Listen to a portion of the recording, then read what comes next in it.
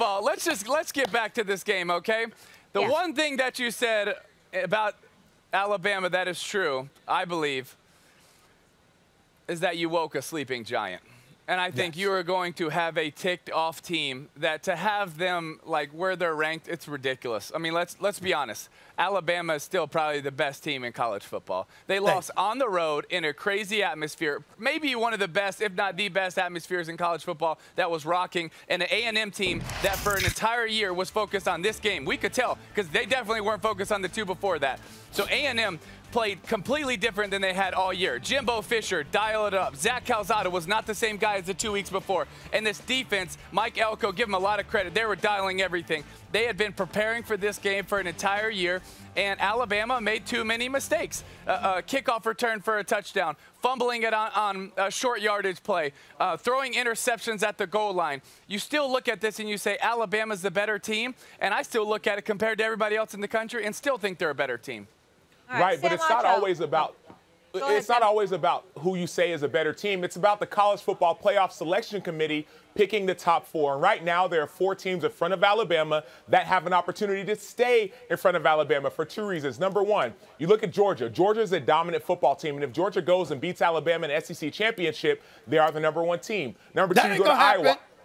Well, hold on. You go to Iowa. Iowa is on a tear right now, undefeated, playing dominant defense, 16 interceptions. Then you go to an undefeated Cincinnati team, who right now is ranked ahead of Alabama. And they have another test in November against a top 25 SMU team. So that's 3 teams. Then whether it's going to be Oklahoma or maybe it's going to be Ohio State, one of those teams that can go out and stay in front of Alabama. So that's number 1. And then number 2, right? Ohio State is behind them right now. I get it. But Ohio State, in a lot of people's eyes, is a better team than those teams, some of those teams in the top 4.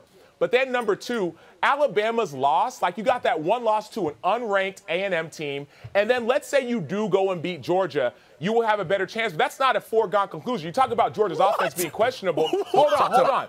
Georgia's offense. Hold on, Tim Tebow. You're looking at history right now.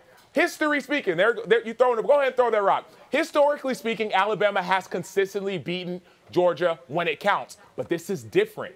This Georgia team is different with a backup quarterback, with Stetson Bennett. Stetson Bennett, they're over here putting up 60 points. Imagine if JT Daniels gets healthy. They got JT Daniels there for a reason, number 1. Number 2, the defense is the best we've seen since the 1930s. And Alabama has question marks on defense. And so from an Alabama team, you think I'm making this stuff up? We watched the A&M tape. We watched the Florida tape, a game that Alabama looked very suspect. Let Tim get at you, So Sam. from an Alabama team that is not playing well, they will be on a tear. They will win this next week against Mississippi State. When it comes to making the playoff and being in the top 4, there are definitely more questions than answers. All right.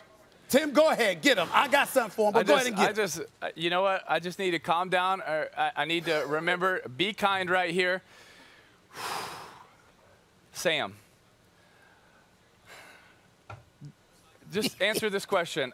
On a neutral field, do you think Iowa, Cincinnati, or Oklahoma would be even close to Alabama right now if they played on a neutral field? Tim Tebow, that's not the question that the College Football Selection Committee has. The College Football Selection Committee, it's the 4 best teams. Yes, it is. It's the 4 best teams. And you're saying that right now, Iowa, Cincinnati, Oklahoma, and Ohio State. Ohio State got blasted at home by Oregon. Cincinnati is a very talented team, but they haven't really beat anybody. Notre Dame ain't nobody. Notre Dame almost lost to Florida State. And then let's talk about Iowa. Iowa had to come from behind at home in a rowdy environment against a Penn State team that is not fantastic. So you look at their wins and say, yeah, picks. But it's also because quarterbacks that have played them have been absolute terrible. Right? Okay. Like, we got to be honest about those things. On a neutral field, there's a reason. Vegas usually gets it right. On a neutral field, Vegas would have Alabama beating the brakes off of those teams. Get him. But check me out. Get him. But check me out. No, I was with the College Football Selection Committee 2 weeks ago. We had a mock selection committee. We understand how they make those decisions. Okay. Yes, you are right. They pick the top 4 teams. I get that. But what they don't do is they don't say, well, on a neutral field, who would win and who would. No, you got to look at who's winning their division, who's winning their conference, who won the games that were in front of them. And if A&M. Can I just say one thing? Go ahead. Can I just say one thing? I'm going to leave it to Tim because Tim getting you, and you know more college football than me. Sam Acho, let me show you how shameful, how blasphemous your words are. Cincinnati, I'm just looking at this schedule.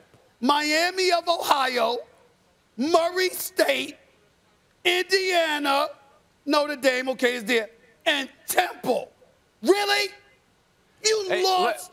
Have you lost your mind? Let's just finish it at this, because they're literally telling me gotta go and I don't want to go. But if you say the 4 best teams and you don't put Alabama in there, you know that you're either lying to yourself or it's really not about the 4 best teams. If you want to go schedules and everything, that's fine. But let's change college football and let's put cupcakes all over the place. Good. But then this is so good, and I don't want to cut this off, guys, but we gotta go. Why join it? Because you know you're going to have losses.